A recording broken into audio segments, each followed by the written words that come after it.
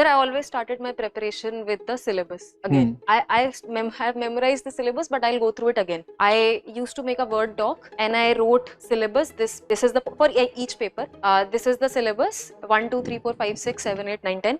Each point carries this many marks, and each syllabus has these many PYQs. I'll read them, analyze them. The next thing which I'll do is I'll plan my timeline. I made sure that I do not over focus on one thing and neglect another subject. So I equally plan out my time.